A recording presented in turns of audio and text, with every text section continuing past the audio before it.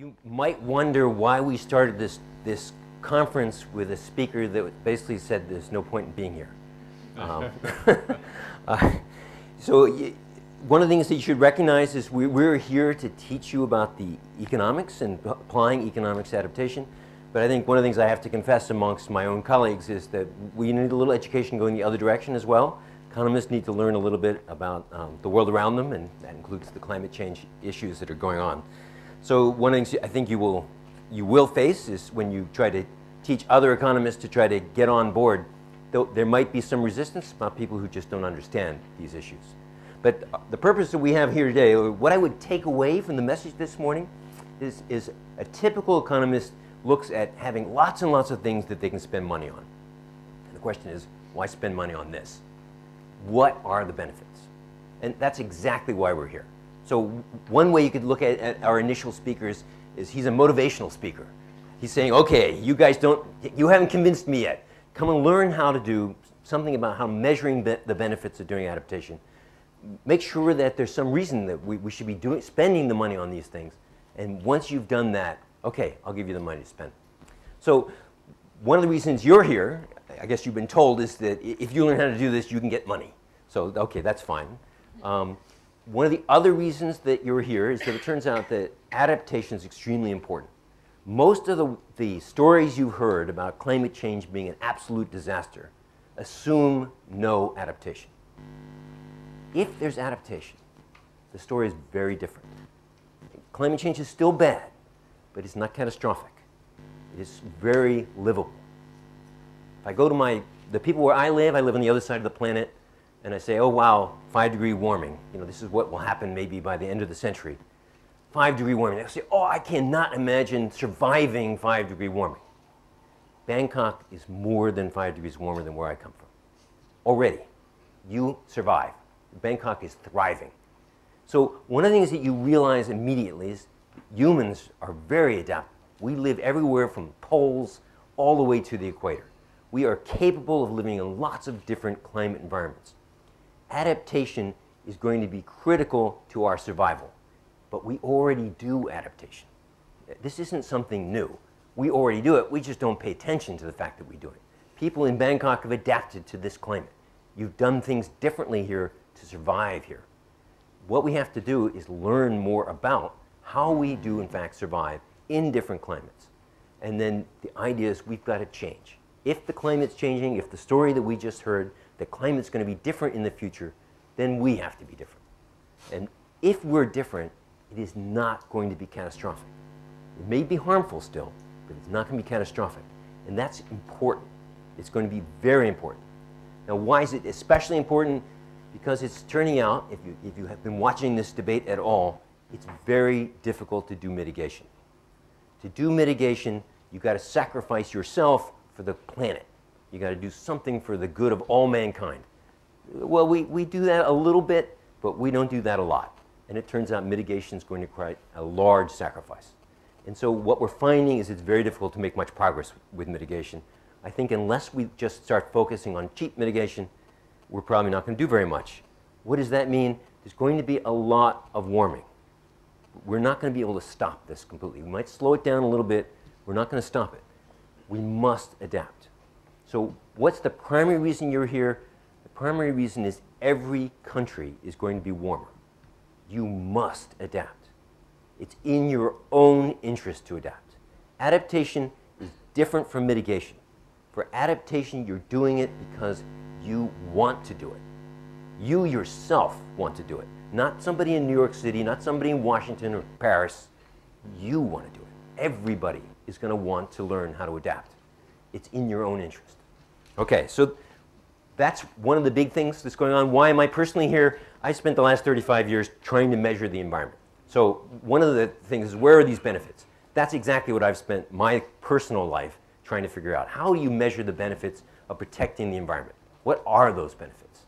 And so in the last 20 years, I've been spending it on climate change itself. It turns out there are techniques that we now have learned to do to show concrete benefits from adapting. And that's what we're going to be talking about today. And that's what all the speakers all have light to shine on that issue. So the challenge you heard this morning is show me the benefits. That's what we're going to show you, the techniques to do the benefits. We're not going to show you the answers. Why aren't we going to show you the answers? Because we don't know the answers yet. And that's the thing that I'm hoping we will do together. So you say, well, or maybe the speakers can do all this for us and we can just sit back and learn the answers. No. This game is a game where we must all work together and learn what the answers are. Because the answers are going to be different for every country. And we don't know a whole lot about Asia in particular. It's very important that the Asian countries start to learn about themselves so they can figure out what's in their interest to do about adaptation. So that's what we're about. That's what this whole conference is about. And we're hoping you're going to get super excited about it. Roshan was a little bit pessimistic. I tend to be a little bit too optimistic perhaps. But one of the things that I'm trying to show you is that actually there's a bright light at the end of this tunnel. There's a reason to do this. You're going to be heroes in your own countries, even if they don't know it. And it's going to really make everybody better off. Adaptation is quite different from mitigation in that regard, and that's important to know. Okay, so we have all the answers, but that's what we want to find out. When should we do them? So we've got to do things over sometime between now and 2100 to adjust to this big change in climate. When do we actually do those things? And then finally, where should they be done? That is, what should we do in different places? So what is it? What is climate adaptation? It's a change in behavior. So the change in behavior could just be a change in what you do in your daily routine. One of the things that I've noticed is a lot of people in Bangkok exercise very early in the morning. A lot of people in my area, it's colder, they exercise in the afternoon when it's the warmest. That is a change in behavior. That's adaptation. What else is it? It's things like investment. So there's a lot of money we're going to spend in creating new infrastructure. That kind of infrastructure, you have to make sure that that works with the climate that you're actually going to be in. So that's another example. So these are the examples. They're capital investments, either in physical capital or in human capital, in the investment side, and then some of it's just behavioral changes. And one of the things it is not, it's not a reduction in greenhouse gases. So that's what mitigation is all about. So the idea is we want to make sure that we keep these things separate.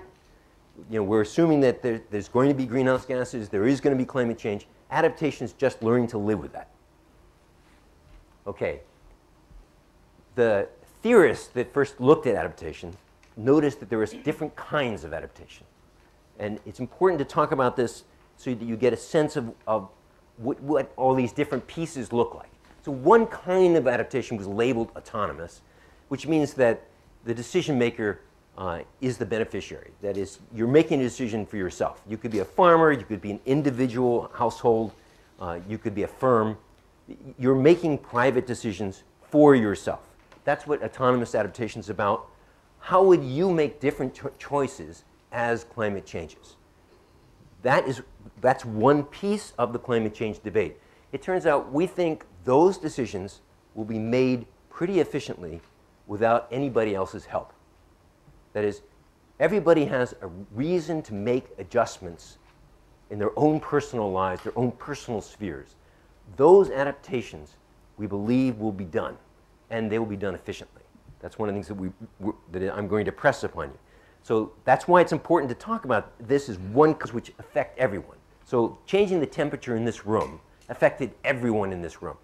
That's an example of a public adaptation.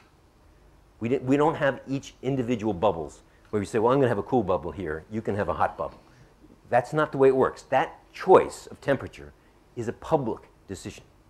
So public decisions are hard for markets to make, and markets tend to fail making public decisions. This is a role for government. And so one of the reasons we're here is actually to talk about these specific adaptations, because as government agents, you have to actually do these changes. These are not changes that individuals will make for you. If the governments don't make these types of adaptations, they aren't going to be made. And so one of the things we want to emphasize is that you understand about these choices, and you make sure that the governments also make these choices. We're not totally confident that governments will do public adaptations. We know they should do them, but we're not confident. We don't know if they actually will. So what are examples of that?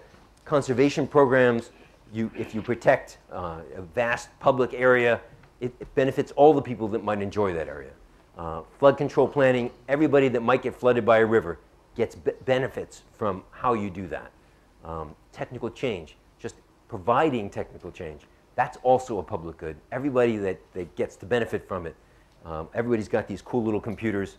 When I was a student, the computer took this room.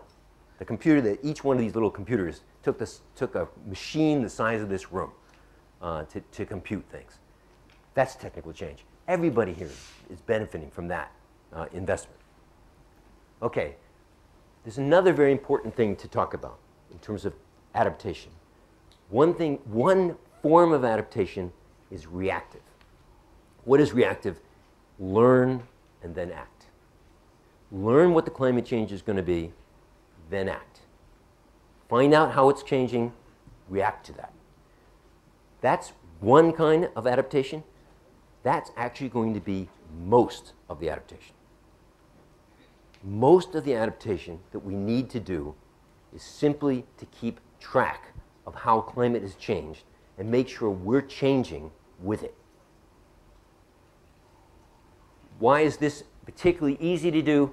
In a sense, it's easy to do because you know what you're adapting to. It's been revealed to you. It's not, it might get wetter, it might get drier, it might go up 1 degree, it might go up 3 degrees. You're actually adapting to something very specific that you're currently facing. And that's true for mean changes, it's true for extreme events. The idea is that as these things change, you can react to that observed change. That's one kind of adaptation. What's attractive about that? You don't need a climate modeler, you don't need a climate forecast, you just need somebody who's keeping track of the weather. This is something that's very doable. What else can you do? You can do planned adaptation. Most of the people that talk about adaptation are actually thinking about planned adaptation. We have to do some planned adaptation. We don't have any choice. But is it going to be most of the adaptation? I think actually it's not. It's going to actually be just a little piece of the adaptation picture. Why is that true? When do you have to do it? You have to do it if you're going to make a long-run investment. And that investment is going to last through a long period of climate change. You've got to think about, will that investment still be a good idea in the future climate as well as the current? You've got to think about it. So there is a moment when you've got to do planned adaptation. When you're thinking about Three Gorges Dam or something, that's not a dam that's going to go up for 10 years and then they're going to take it down. They're expecting to use that dam for a long time. That dam will survive climate change. That is, it will still be there in a future world where the climate could be quite different. You've got to think ahead for projects like that.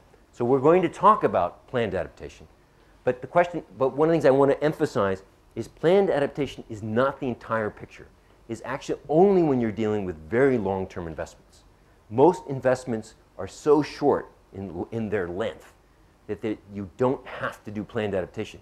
The climate actually will not be that different during the length of time most investments are in place. So most investments, you can actually do the reactionary approach. But for some investments, they last a very long time. You've got to do this planned adaptation. Why is it hard? It's because we don't really know what the local climate's going to look like in the future. And that's the piece you need to know in order to do planned adaptation well. So you've got to do planned adaptation not knowing exactly how things are going to change. Okay, what's the objective? Why are we doing this? Okay, so economists look at this from a very simple way. Economics can be daunting at times, and you can be totally scary. You can draw lots of equations. You can say, ooh, what's that? But in practice, economics, especially microeconomics, is nothing but common sense. It's actually nothing more than that. And if I explain it in a common sense way, you can say, well, that seems pretty obvious. What's all this economic stuff? So what's the common sense objective? There's benefits associated with adaptation, and there are costs. The society bears them both. You only want to do adaptations where the benefits are bigger than the costs. If you engage in adaptations where the costs are bigger than the benefits, you're making yourself worse off. Don't do that. You know, doctors, they promise they're never going to make their patients worse off. It's a Hippocratic oath, like whatever it's called.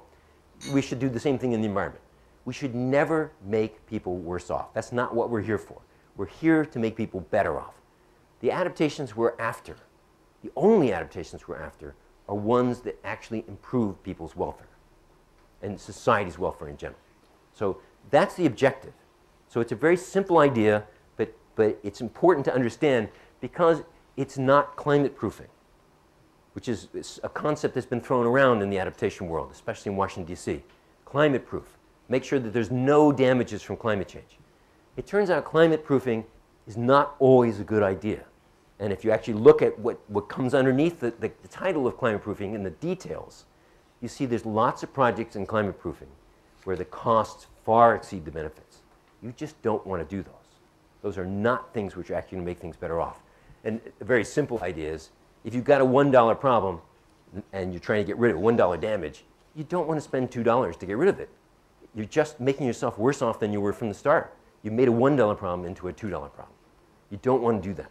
So the idea of accepting this objective, that we're actually after maximizing net benefits, is one of the important guiding principles that are trying to show you what economics is telling you to do and what you shouldn't be doing. Okay, what economic tools to use? And this is a very important concept, and this is actually a new concept we've been developing precisely for these meetings. There's two questions that you face. On the one hand, you have a short-run question. You've got a bunch of projects in front of you. Which one should I finance? That's a short-run question, and it doesn't involve changing very much. They're all very discrete little individual projects. We have a tool for that, and that's cost-benefit analysis, to try to figure out, of all these little projects that you're facing right now, which one should I fund? If I have a limited budget, which one is my best project? And fund that. That's what cost-benefit analysis is about. It's about short-run decisions, discrete projects, relatively easy to do. But the question is, if I'm doing those things now, how do I adjust to 5-degree warming? Does that get me all the way to 5-degree warming? The little projects you do this year do not get you to 5-degree warming. They get you to adapt to the climate you're facing now. But if we always do those little projects as climate changes, bit by bit, year after year, and you look at all the sequence of projects that happen, what you see is a large change over a long period of time. It's a slow change, and like many slow changes, we don't see slow changes because they're so slow, they're invisible to us. The idea that mountains are moving up and getting higher and higher, I mean, what are you talking about? That's happening right in front of our eyes, but so slowly, we don't see it. Climate change is going to be like that. Adaptation is going to be like that. We're going to be making lots and lots of very small, discrete changes. When you sum them up over 100 years, you have a fundamentally different economy. And what we're going to try to do is talk both about how we actually fund the current little projects, one by one, but also what does that trajectory look like? How will my economy change? What will I be seeing over this long time period? How do I get from here all the way to surviving a 4-degree warming or a 5-degree warming? How do I do it? So we want to do two kinds of analysis. One of them is a short-run analysis. We're going to focus on cost-benefit studies. The other is a long-term analysis that shows us how we're going to adapt to these very large changes in climate that we're going to be up against. So we have different tools for these different purposes. And so what we're going to be doing during this entire conference is we're going to go through sector by sector. What do the projects look like? What does the long-term analysis look like? And you don't need the long-term analysis to do the projects. You don't need the project analysis to do the long-term. But in some ways, you want to be armed with both. You want to be able to know what to invest in today, because that's the immediate task in front of us. But you also want to talk to people from the environment community, for example, say, well, how does that get us survive this big change in climate? The idea is we want to have a sense of how we're going to survive that. So we also want this long-term planning. So I just threw a very simple example of a cost-benefit analysis. I'm imagining you've got a high dam, you've got a low dam. You're trying to figure out which one to build. Under the current climate, the idea is that the low dam cost $1 billion, the high dam cost $1.5 billion. It costs a lot more to build a high dam. And right now, suppose that the benefits of the low dam were $1.2 billion and the benefits of the high dam were $1.6. So how do we evaluate this cost-benefit analysis? You look at the net benefits, how much benefits exceed costs, And what you can see is that the low dam gives you a $200 million benefit. The high dam gives you a $100 million benefit. The low dam is a much more attractive investment given the current climate. But what I'm trying to throw in here is, well, that's very fine with the current climate, but the dam lasts forever. And suppose the future climate is quite different from that. Suppose it's wetter. And if it's wetter, that low dam doesn't look quite as good as we thought it was. It may still be a $1.3 billion investment, but now the fact that it's wetter, there's a lot more flow going through, that's actually too low a dam. It's not giving you quite the benefit. Now it looks like the high dam has got much bigger benefits because it can cope with this much bigger flow. It's the better alternative in that future world. So this example is just arbitrary. It's just trying to illustrate a point that it could be you'd want to make a different choice if the future climate is different from the current one. And that's what planned adaptation is all about. It's looking at the circumstance when you actually want to change your choices because the future climate is different from the current one. You want to do something different. But the other thing we want to talk about is system-wide changes. It turns out one of the things, if you're interested in ecosystems, one of the things you know immediately is ecosystems are gigantic systems. If you play with one part of the ecosystem, you're going to mess up some other part of it. And you've got to understand how these systems work to understand how things will actually turn out. The same thing is true in economics. When we're starting to make large changes, which is what we're going to be doing over a long period of time, we are going to fool around with these systems in ways that are going to make the whole system different. And as a result, you have to understand how that system works because the different pieces are all going to be affected. They're going to all respond, and the outcome is going to change. So one of the things I was trying to show here is a simple case where with warming, you want to shift crops. So if every farmer just did that individually and under current prices, they'd say, well, I want to move from growing maize today in this warmer world. I'd rather grow fruit because fruit likes being in this warmer environment. So I'm going to make that switch. That's okay if one farmer makes it, two farmers make it, but now all the farmers make it. All the people that were growing maize suddenly say, well, I'm going to grow fruit. What happens? The system would react to that. What would happen is that as the supply of maize disappears, because nobody's growing it anymore, price of maize would start to skyrocket. As everybody's just growing fruit, price of fruit would start to plummet because there's more fruit around than you can possibly eat. And the system would therefore change prices. And with the change in prices, there would be an adjustment in the system. And you'd find that some of the farmers, even though the productivity has gone down, find that the high prices they would now get from maize make it worthwhile to grow maize. So when you make large changes, when we start to think about making systematic changes over 100 years, we have to model the entire system and understand how the system is going to react as we make these big changes. So that's another important piece of the economics. And that's the reason why we've decided to present the material about adaptation sector by sector, so that we can give you a sense of how each sector, each system actually is going to react as we start to make large changes. So where should it be done? It turns out adaptation should be done everywhere. Why everywhere? Because it turns out the entire planet is changing. And how is it changing? It's changing differently in every place, but I guarantee you every place is going to be different. So you've got to adapt everywhere. Whether you're way up in the North Pole and you're just barely surviving the cold, or whether you're here in closer to the equator and it's really hot, it's going to get hotter. Everybody has to adapt. But where are we most concerned? We're most concerned where the damage is going to be very high. And where the damage is going to be very high, we believe in the low latitudes. The new research is suggesting up to 70% of the damages from climate change are going to happen in the low latitudes. This is not the original picture where everybody was going to get screwed by climate change. It looks like your mid to high latitudes, it's not going to matter much. In the low latitudes, it's going to hurt. This is going to be a bad change, and it's going to hurt.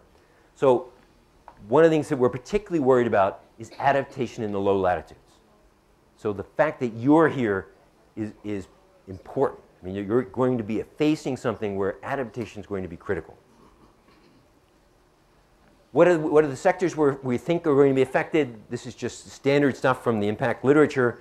Agriculture is the largest sector that's going to be affected in the economy, but we also have energy, water, coastal, forestry. These are all sectors that are going to be affected. They're all sectors we're going to talk about during the conference. In addition, there's non-market sectors. So these are not parts of the economy, but they're parts of people's well-being. So there'll be ecosystem changes. That's one thing we're absolutely certain of. All the ecosystems are going to shift toward the poles. There may be species loss associated with that, but one of the things that's quite clear is ecosystems are going to be moving. There's going to be health effects. So we want to be thinking about how we want to adapt to those health effects. And there's going to be changes in recreation or tourism. So how will they be impacted across the countries? Again, most of the damages are going to be here in the low latitudes. So one of the things that you should know instantly is climate change is in no way fair. Most of the people emitting greenhouse gases live in the mid to high latitudes. Most of the people going to be damaged live in the low latitudes. The rich people live in the mid to high latitudes. The poor people live in the low latitudes. There's nothing fair about climate change. But that doesn't mean there's no reason to adapt. There's every reason to adapt because you're going to be made better off by adapting. It doesn't make any difference who caused this. You've got to adapt because it's in your interest to do it. Okay, one of the other things we've learned is impacts depend on the climate model. So one of the things that was presented earlier is that even with a particular level of emissions, climate models all disagree about exactly how much the climate's going to change.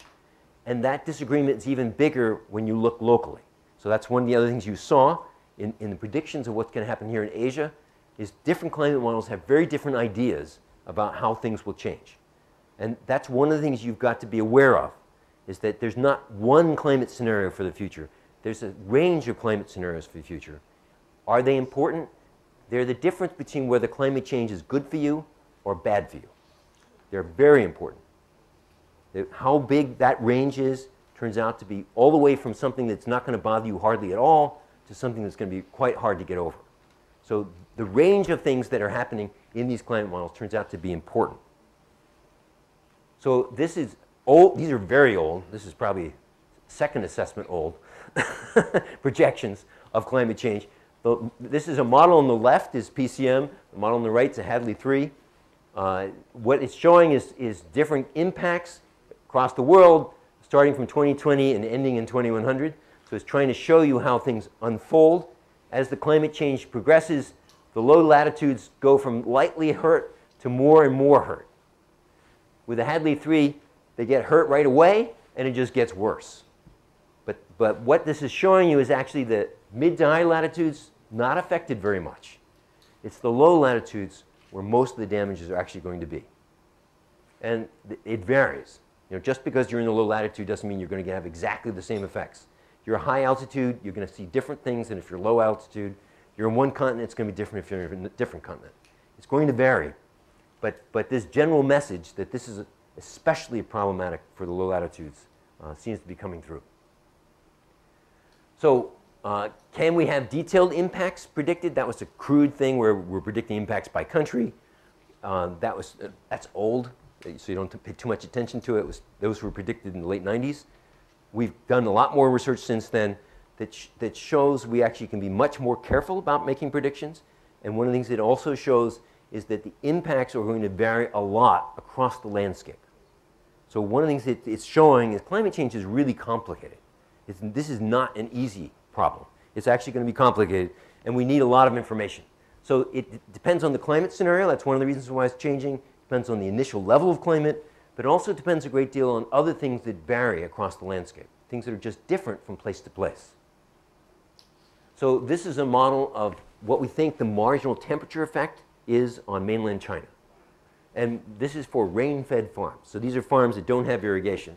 And one of the things it's showing is that the southern tier of China was going to be especially hurt by things getting warmer, whereas most of the middle of China was hardly affected at all, or to this partially almost beneficial in the far north. So that was what was going on for rain-fed agriculture. But this is what was going on for irrigated agriculture. It turns out irrigated farms react completely differently to temperature and precipitation than rain-fed farms because they've got all that water that's coming in from outside. So it protects the plants from high heat, and it opens up new opportunities. So what does warmer temperatures mean for irrigated farmers? It means 2 seasons. Not 1 season, but now you have 2 seasons of perfect temperatures, good temperatures to grow crops in. And you can handle it because you've got that irrigated water. So one of the things it's showing is actually the irrigated part of China was actually going to do well with climate change. You get all these big benefits in vast parts of China and hardly any damages at all except in the very far north. So immediately you see, wow, that's interesting. Half of China is irrigated, half of it's rain-fed. They're going to react completely differently to this. This is part of the complexity of this.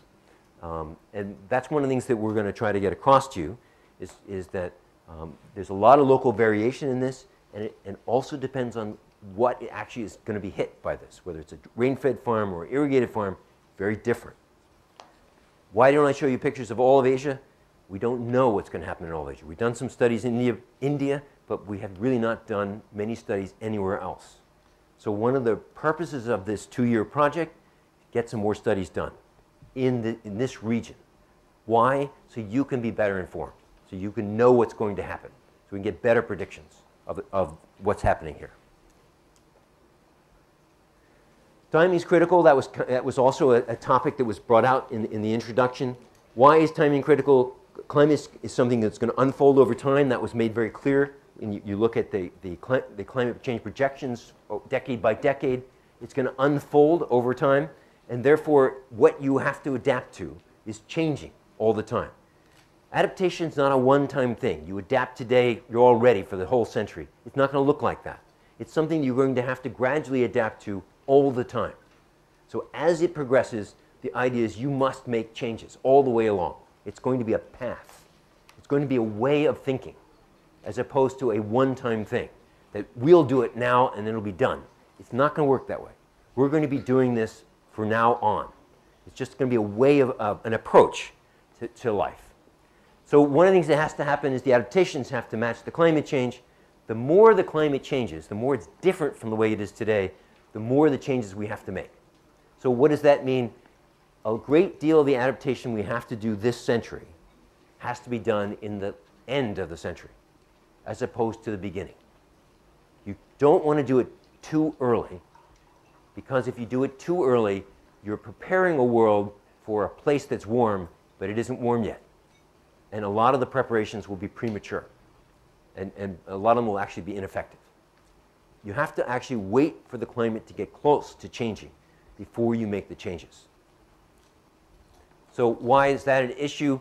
Well, this is, again, a very old projection, but one of the things it's showing you, well, if you've got a crazy model that says this is going to be a wonderful thing, it's going to be a wonderful thing largely in the future. Most of the models think this is not going to be a wonderful thing, it's going to be a bad thing.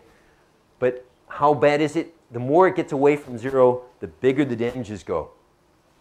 And where are the biggest damages? They're the second half of the century. That's the place where most of the changes have to occur. Why is that? Because that's where the climate's so different from the way it is now. So we do have to do some adaptations today. We have to adapt to the current climate right away. And the climate's still changing a little bit at a time, but it's probably going to change more in the future. It's going to be more important in the future. And so timing is going to be a big part of this, getting that right. What should governments do? Governments don't really have to do autonomous adaptation. Autonomous adaptation, that business of people taking care of themselves, you need to know a lot of information about each individual's status, all the conditions that each individual is facing to know what that individual ought to do. Governments don't usually do a good job at trying to do personalized adaptation work, personalized help.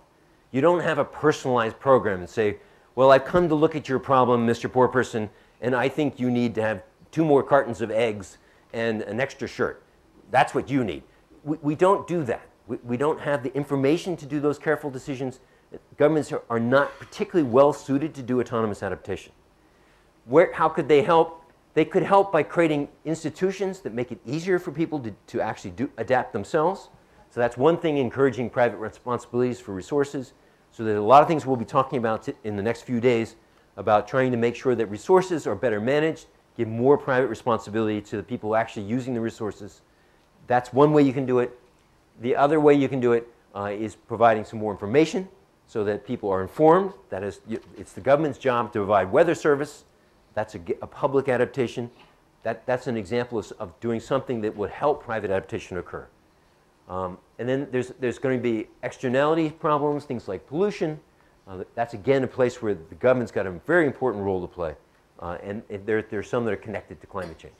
And then the final thing is actually something that Ratham did mention, which is it's possible you might want to work in this area to some degree to address fairness. The only concern I've got is a lot of attempts that governments make to address fairness backfire and actually make things worse. So Ratham gave the example of, well, we try to do fuel subsidies because everybody needs fuel, but it turns out that ends up making people use too much fuel. It's actually not a good thing, and it can have other problems, like in that particular case, it's not even addressing the needs of the poor as much as the needs of the rich. So common property is another place where there's a role for the governments to play. What is common property? That's examples where resources are owned jointly by many, many people. So villages might all share a big resource, or a province might share a gigantic resource, and yet each individual then goes and uses the resource. One of the experiences we have learned about common property is, by and large, they're mismanaged. They're mismanaged now, current climate. Future climate, more stress, trying to get more out of less, that's going to be even more difficult. So one of the concerns is how do you improve common property management? So there's going to be lots of ways to do that, but that's again a place where the government's got to do something to try to make that better. What are some other things? The government has a critical role to play in non-market sectors. The reason they're non-market sectors and not market sectors is because these are all public goods. These are things that the market cannot provide well. The market screws up badly. The government has come in, the government provides these services. It's important that the government try to make sure that their management plans, their approaches change as climate changes. So this is another big task. And so this is definitely something that we're going to be talking about over the next few days. And then externalities, it turns out climate change is going to affect things like ozone. Ozone formation is going to happen more rapidly in warmer temperatures. So that's an example of that. What's another example? There could be increases in precipitation that might result in a lot more flooding. That's again a place where we need a government response. So there's going to be lots of things where the government's got to actually help with this. And what kind of things, why is flooding a common a joint problem and not an individual problem? Well, if you build a wall in front of your property and it's nice and high so you don't get flooded, what happens to floodwaters? They rush on by you really fast. What does that mean? It means somebody downriver is going to have a higher chance of being flooded because of what you did. So to do flooding control properly, you've got to think about the whole system. You've got to manage the entire system. You've got to think about how does one part affect another part so that you manage the whole thing together. Severe weather is another part of this. This isn't all just gradual climate change. The other part of climate is that it does generate severe events, things like typhoons, hurricanes. These are droughts, floods. These are also part of the climate. And so these are also things that have to be managed. And one of the things we'll talk about is how do you apply the economics to questions like severe events, things which happen rarely, but when they happen, they have very big consequences. How do you actually adapt to that? One of the questions that's going to come up, can the poor adapt? One of the things that we have found in doing research on poor farmers all around the world is they have adapted. That poor farmers have already adapted to the climate they currently live in. They're not incapable of adaptation. There may be some things you can do to help poor farmers adapt, but don't think they can't do it. They already do it. And we might be surprised about it. In some places where we've been, poor farmers actually have done a better job adapting to climate than rich farmers. Because rich farmers have gone for particular kinds of livestock, particular kinds of crops that only grow well in temperate climates.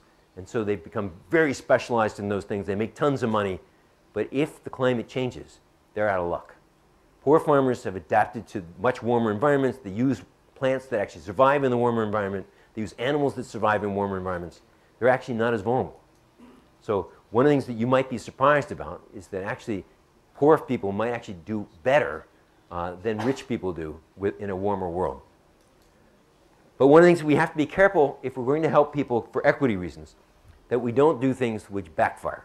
And one example of backfiring is providing climate insurance. Now you might say, well, that's nice, isn't it? Because then if bad things happen, they've got insurance. But if you subsidize climate insurance, it turns out you've taken away all incentives for them to adapt. Because when bad things happen, you pay for it. Not them, you pay for it. So they don't have to do anything about it. So they no longer try to adapt. So things you want to be careful about is if you go to help poor people, you don't accidentally or unintentionally make them much worse off. So what adaptations can be done now? So we're going to be thinking about this long-range picture, how to make things different in 100 years, but we're also trying to figure out, okay, what do we do right now? What do we spend money on right now? There's climate adaptation funds to spend money today. What do we buy? What do we go do? So one of the things you can do is reactive adaptation. That is, you can look at your current climate and say, is there anything I can do that would make my country better off to be able to cope with the climate you currently face? So what's the climate you currently face? It's the weather you currently face.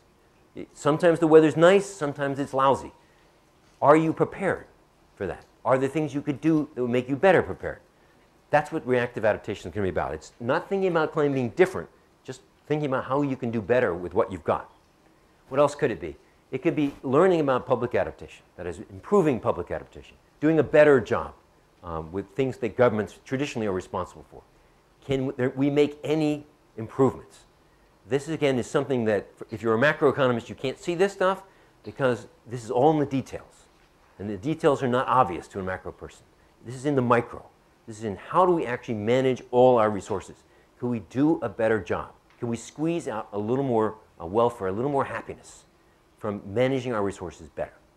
So I think one of the things that's interesting about studying natural resource management is in every country, that includes the United States, we can do better. We do not do all the things we can do to get the most out of what we've got. We make mistakes. And the idea is to identify those mistakes and change them. So that's one of the things we can do now. What else can we do? We can do this planning and research. What's the planning and research telling you? It's telling you what's the big plan. How am I going from here to this world that's going to be very different? It's okay to spend money to figure that out. Why? Because it's cheap. It's cheap to do planning and research. It's very expensive to actually implement it. Okay, to actually say, oh, here's this path. Here's all these changes I have to make. Spending money to make the changes is expensive. Seeing what the changes you have to make are is cheap. So this is a good investment to make up front. What else? There's some institutional changes you can make. Now, economists are a little naive about institutional changes because to us, they seem easy. They're free. But if you guys are making institutional changes, you know it's not that easy to make them. If you're going to change the way your government runs a particular decision, change who's in charge of particular decisions, decentralize power, all those decisions are actually hard to make. But there are circumstances where you get big rewards for that. And so institutional changes is one of the things that we definitely want to look at as things to do now. And then finally, believe it or not, development is often an adaptation to climate change. Why is that?